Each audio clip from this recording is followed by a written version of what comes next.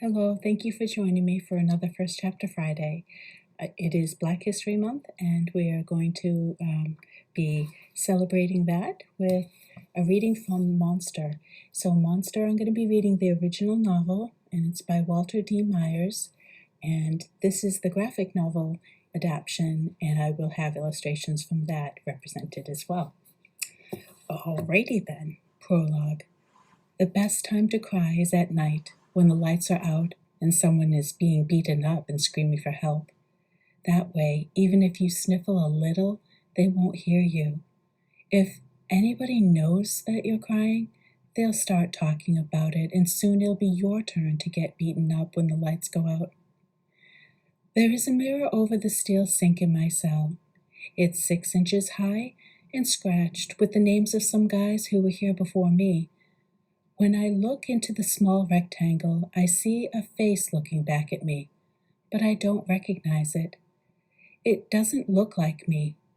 I couldn't have changed that much in a few months. I wonder if I will look like myself when this trial is over.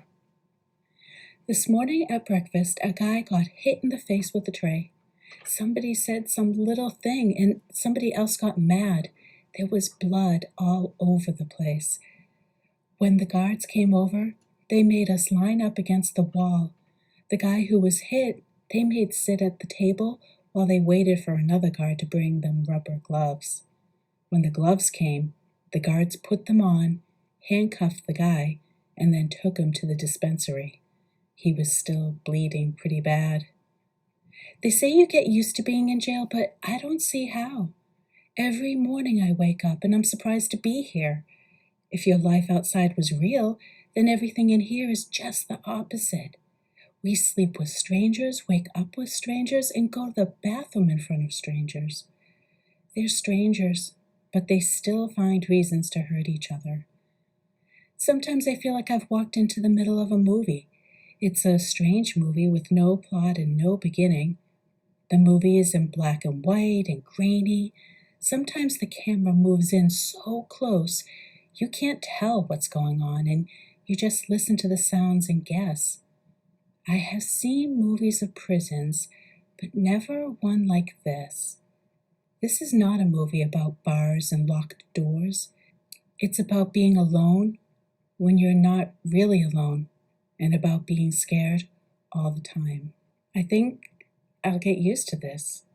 I'll have to give up what I think is real and take up something else. I wish I could make some sense of it.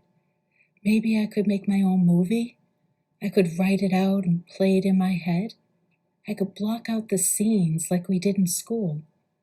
The film will be the story of my life. No, not my life, but of this experience. I'll write it down in the notebook they let me keep.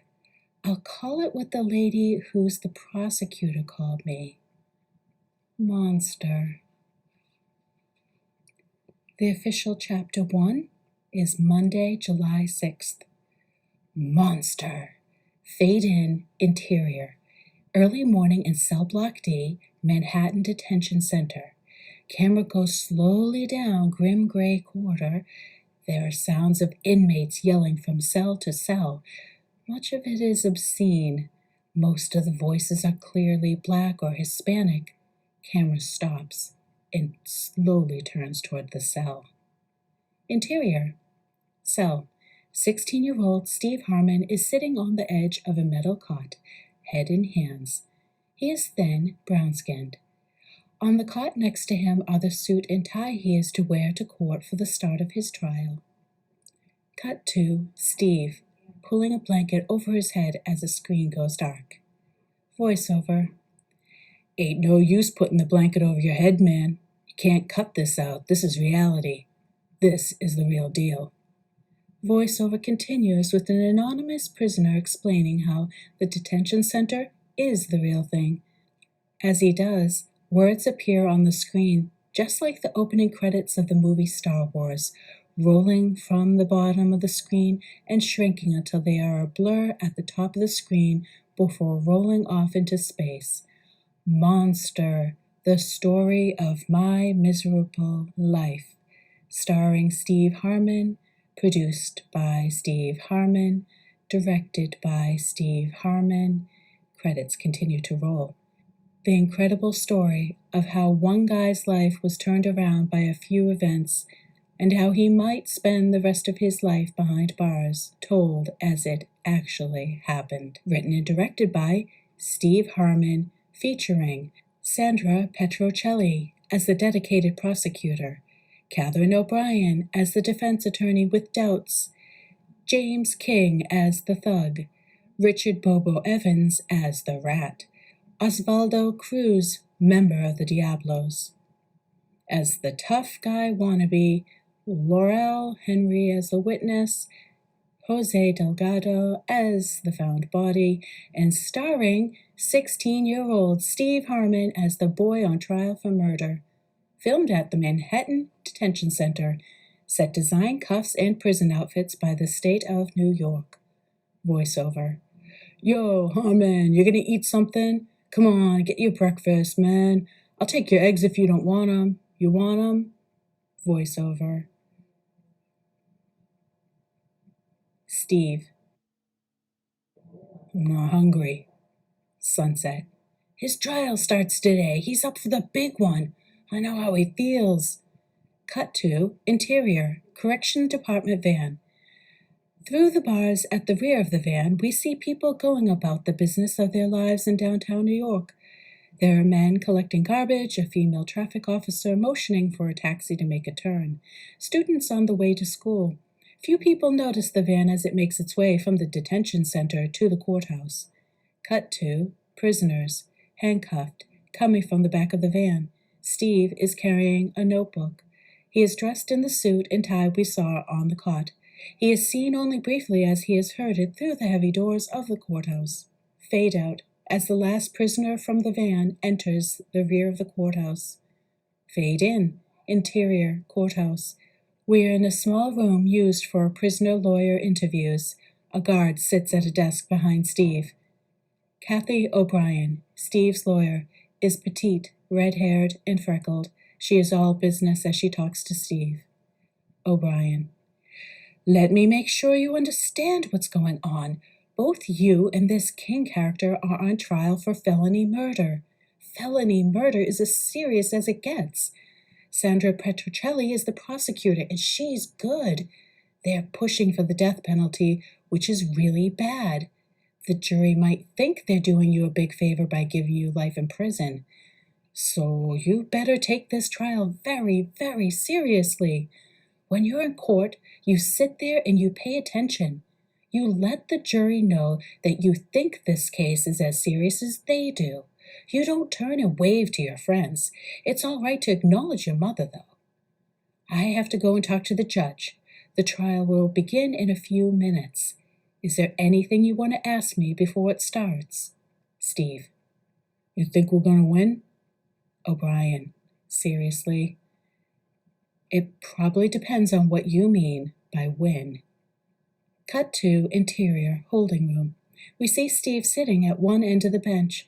Against the opposite wall, dressed in a sloppy-looking suit, is a 23-year-old James King, the other man on trial. King looks older than 23.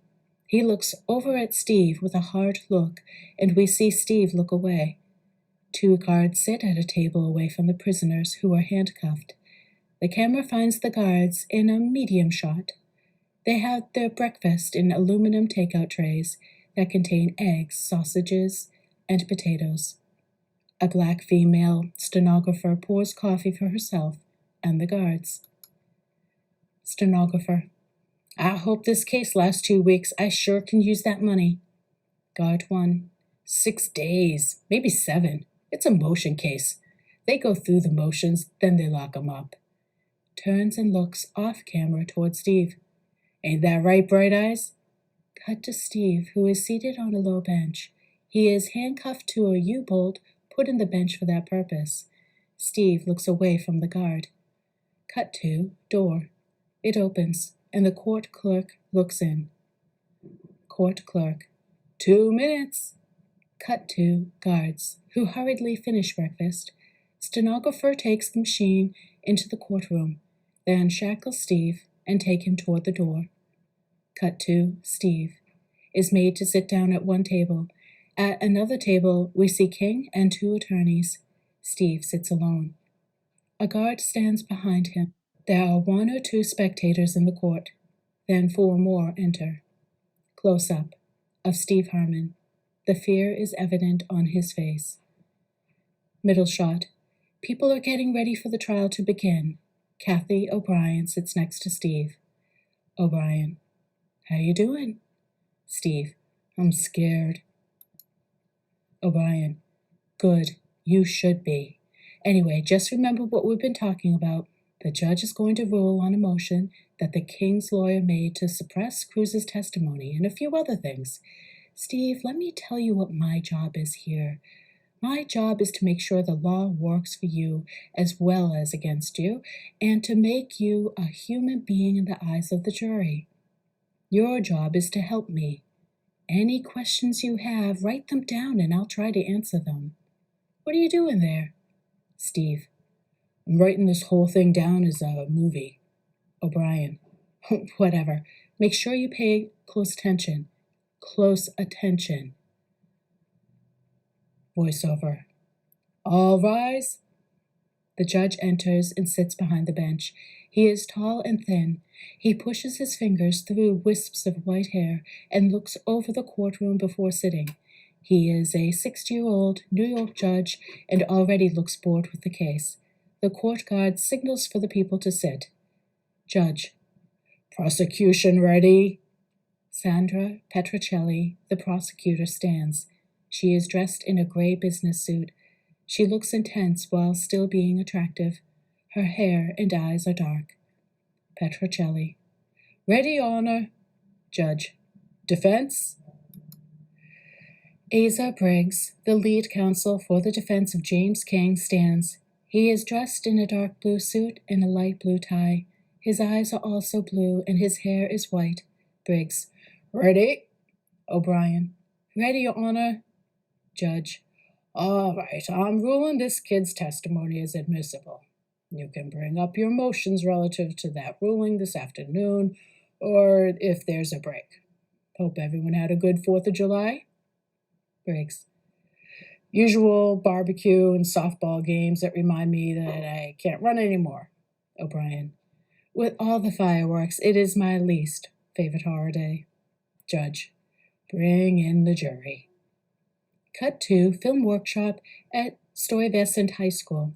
A film on a small screen is just ending. It is a class project and the camera is shaky. We watch as a girl on the screen walks slowly away. Screen goes black, then dazzling white, then normal as lights go on. We see Mr. Sawicki, a film club mentor, and 9 students who are casually dressed. Sawicki. In a jury competition, the end would have hurt this piece, but otherwise it was interesting. Any comments? We see Steve raise his hand, looking much the same as he does in court. Steve. I like the ending. Sawicki. I didn't say it was bad, but wasn't it predictable? You need to predict without predicting. You know what I mean? When you make a film, you leave an impression on the viewers, who serve as a kind of jury for your film. If you make your film predictable, they'll make up their minds about it long before it's over. Cut to courtroom. We see the jurors filing in, taking their seats. Steve to attorney. Do you think they look all right? O'Brien. They're what we have for a jury. We have to deal with them. Cut to long shot of Petrocelli. She stands at the podium in front of the jury. She smiles at the jurors, and some smile back. Petrocelli. Good morning, ladies and gentlemen. My name is Sandra Petrocelli, and I'm the Assistant District Attorney for the state of New York. I'm representing the people in this matter, which you were informed during jury selection is a case of felony murder. We're here today basically because this is not a perfect world. The founding fathers of our country understood this. They knew that there would be times and circumstances during which our society would be threatened by the acts of individuals. This is one of those times. A citizen of our city, a citizen of our state and country, has been killed by people who attempted to rob him. To safeguard our society, a system of laws has been created. You, the jury, are part of this system of laws. I represent the state of New York, and I am part of that system, as are the judge and all the participants. In this trial, I will do my best to bring you the facts of this case, and I know you will do your best to judge the merits of this case. Most people in our community are decent, hard-working citizens who pursue their own interests legally and without infringing on the rights of others. But there are also monsters in our communities, people who are willing to steal and kill, people who disregard the rights of others. On the 22nd of December of last year, at approximately 4 o'clock in the afternoon, 2 men entered a drugstore on 145th Street in Harlem. The state will contend that the one of these men was Richard Bobo Evans. The state will contend that the other man who entered the store at that time and who participated in the robbery and the murder was James King. Petrocelli points to the table at which James King sits. Mr. King is the man sitting at that table, who's wearing a brown suit and is sitting at the right of the table. You were introduced to him today during the jury selection process. He is one of the men here on trial today. The purpose of the 2 men entering the store on that Monday was very simple. They were going to rob the owner, 55-year-old Alguinado Nesbitt. We will show that although the 2 men did not have a gun with them, the owner of the store did have a gun for which he had a license and produced it to defend his property. Mr. Evans, who participated in the robbery, will testify that there was a struggle which resulted in the gun being discharged and Mr. Nesbitt being killed. Mr. Nesbitt had every right to defend his property, every right not to be robbed. We all have that right. Further, there will be evidence that prior to the robbery, there was a plan or conspiracy to rob the store. Mr. Evans and Mr. King were to enter the store and do the actual robbery. Another of the planners of this crime was to stand outside the drugstore and impede anyone chasing the robbers. The young man who had this assignment will testify to his role in the affair. Yet another of the conspirators, the planner of this robbery that left a man dead, was to go into the store prior to the robbery to check it out, to make sure that there were no police in the store, to make sure that the coast was clear, as they say. 2 of the conspirators will testify to their understanding of this fact. The man who is to enter the store and check it out is sitting at the other table. His name is Steve Harmon. Cut to Steve Harmon, and then close-up of the pad in front of him. He is writing the word monster over and over again. A white hand, O'Brien's, takes the pencil from his hand and crosses out all of the words monster. O'Brien whispering, "You have to believe in yourself if we're going to convince a jury that you're innocent." Cut to Ms. Petrocelli. Petrocelli. A medical examiner will testify to the cause of death, showing that the gunshot wound was fatal. Even though it was Mr. Nesbitt's gun, it was not Mr. Nesbitt who caused his own death. This was no suicide. This death was a direct result of the robbery. Very simply put, this is a case of murder. It is, moreover, a murder committed during a felonious act. The 2 defendants you see before you will be shown to be participants in the act and are being charged with felony murder. Later, the judge will give you instructions on how to consider the evidence presented. But there is no doubt in my mind, and I believe by the end of the trial here, there will be little doubt in yours, that these 2 men, James King and Stephen Harmon, were all part of the robbery that caused the death of Alguinado Nesbitt. Thank you very much. Cut to long shot of courtroom. O'Brien is at an attorney's podium. Cut to Steve's mother on a wooden bench in the gallery area, listening intently. Her face looks worried. O'Brien: The state correctly says that the laws of a society provide protection for its citizens. When a crime is committed, it is the state that must apply the law in a manner that offers redress and brings the guilty parties to justice. But the laws also protect the accused, and that is the wonder and beauty of the American system of justice. We don't drag people out of their beds in the middle of the night and lynch them. We don't torture people. We don't beat them. We apply the law equally to both sides. The law that protects society protects all of society. In this case, we will show that the evidence that the state will produce is seriously flawed.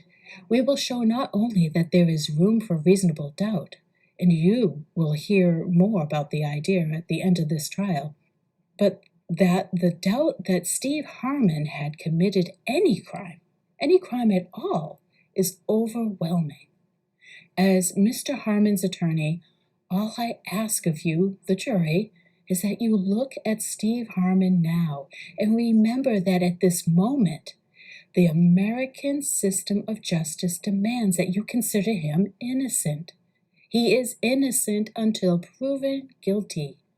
If you consider him innocent now, and by law you must, if you have not prejudged him, then I don't believe we will have a problem convincing you that nothing the state will produce will challenge that innocence.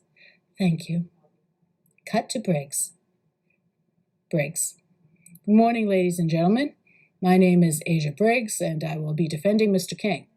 Miss Petrocelli, representing the state, has presented this case in very broad and grandiose terms, but you will soon see that her key witnesses are among the most self-serving, heartless people imaginable. Some of them will begin their testimony by swearing that they are criminals. You will have the unpleasant task to listen to people who have committed crimes, who have lied and stolen, and at least in one instance have been an admitted, and let me emphasize this, an admitted accomplice to murder. But in the end, you will have every opportunity to judge the state's key witnesses and to deliver a just verdict. What I'm asking you to do is just that. Judge what they bring up on the witness stand, and then deliver your just verdict. Thank you. Cut to witness stand. Jose Delgado is in the stand. He is young, very well built, and articulate. Jose. I'm on until 9. The store closes at 9. So in the afternoon, I either go home and grab a bite, or I go out for Chinese. That night, I went out for Chinese. Usually I get something and I eat it in the back. When I went out, everything was okay. Petrocelli. What time did you leave the drugstore? Jose. 4:30, maybe 4:35 at the latest. Petrocelli. And what did you discover on your return? Jose. Well, first I didn't see anything, which I knew was weird because Mr. Nesbit wouldn't leave the place empty. I went around behind the counter and I saw Mr. Nesbit on the floor, and there was blood everywhere, and the cash register was open. A lot of cigarettes were missing, too. Maybe 5 cartons? Petrocelli. Did you call the police? Jose. Yeah, but I knew Mr. Nesbit was dead. Petrocelli. Mr. Delgado, are you familiar with the so-called martial arts? Jose. That's my hobby. I have a black belt in karate. Petrocelli. Is that fact pretty well known in the neighborhood in which the drugstore operated? Jose. Yeah, because whenever I was in a match and it made the papers, Mr. Nesbit used to put the paper in the window. Petrocelli. Did police ever visit the drugstore? Jose. Sometimes they would come in and sneak a smoke. Petrocelli. Nothing further. Briggs. You state that 5 cartons of cigarettes were missing? Jose. That's right. Briggs. 5, not 6? Jose. Afterward, I checked the inventory. It was 5. Briggs. What medical school did you attend? Jose. None. Briggs. But you said You knew Mr. Nesbit was dead. You were sure of it, that right? Jose. Pretty sure. Briggs. Sure enough to stop and do inventory before you tried helping your boss? Jose. I didn't take the inventory right away. I just noticed. You work in a store, you notice if something's missing. Briggs. How long did it take? Jose. Pissed. I don't remember. Briggs. Nothing further. O'Brien. No questions. Petrocelli as Jose steps down. The state calls for Salvatore Zinzi. Cut to Sal Zinzi on the stand. He is nervous, slightly overweight. He wears thick glasses, which he touches over and over again as he testifies. Petrocelli. Mr. Zinzi, where were you when you first became involved with this case? Rikers Island. Petrocelli. Why were you there? Stolen property. A guy sold me some baseball cards. They were stolen. Petrocelli. You knew they were stolen? Yeah, I guess. Petrocelli. While you were at Rikers Island, did you engage in a certain conversation with Wendell Bolden? Zinzi. Yes, ma'am. Petrocelli. You want to tell me about that conversation? Zinzi. He said he knew about the drugstore holdup where a guy was killed, and he's thinking of turning the guy in to get a break. Petrocelli. And what did you do as a result of this conversation? Zinzi. I called Detective Gluck and told him what I knew. Petrocelli. Because you wanted a break too, is that right? Zinzi. Yeah. Petrocelli. So Bolden told you he knew about the crime. Was there anything else? Zinzi. That was it. Petrocelli. Did he tell you about some cigarettes? Zinzi. Yeah, he... Briggs. Objection. She's leading. Petrocelli. Withdrawn. What else did he tell you? Zinzi. That he got some cigarettes from this guy, 2 cartons. Petrocelli. Did he tell you the name of the person he got the cigarettes from? Zinzi. No, he just... There's sure a guy was involved in the holdup. Petrocelli. Nothing further. Cut to Briggs at the podium. Briggs. You wanted a break, Mr. Zinzi. Why did you need a break? You only had a few months to do, isn't that right? Zinzi. Some guys were sexually harassing me. Briggs. Sexually harassing? Were they calling you a sissy? What does sexually harass mean to you? Zinzi. They want to have sex with me. Briggs. So to save yourself from being gang raped, is that what they wanted to do to you? Zinzi. Yeah. Briggs. And you were afraid? Zinzi. Yeah. Briggs. You were afraid, and you would have just about said anything to get out of that situation. Isn't that right? Zinzi. I guess so. Briggs. Would you lie? Zinzi. No. Briggs. So let me get this straight, Mr. Zinzi. You buy stolen goods for profit, you rat on someone to save your own hide. But you're too good to lie? Is that right? Zinzi. I'm not lying now. Briggs. As a matter of fact, this Bolden was going to see what he could get out of this. But you stole his chance too, didn't you? Zinzi. I guess. Briggs. No further questions. O'Brien. Mr. Zinzi, how long were you in jail? Zinzi. 43 days. O'Brien. Do people in jail look for stories to report to the police? Petrocelli calmly. Objection. The question's too vague. O'Brien. Well, let me put it this way, Mr. Zinzi. This Mr. Holden was going to use this story for his own benefit. Is that right? Zinzi. Right. O'Brien. And you decided to use it for your benefit? Zinzi. Right. Lots of guys in jail do that. O'Brien. You use stories and you use people, right? Zinzi. Sometimes. O'Brien. And the outcome of your talking with the detective in question is that you were able to reach the district attorney's office and strike a deal. Isn't that right? You were able to strike a deal that got you out of jail early. Isn't that right?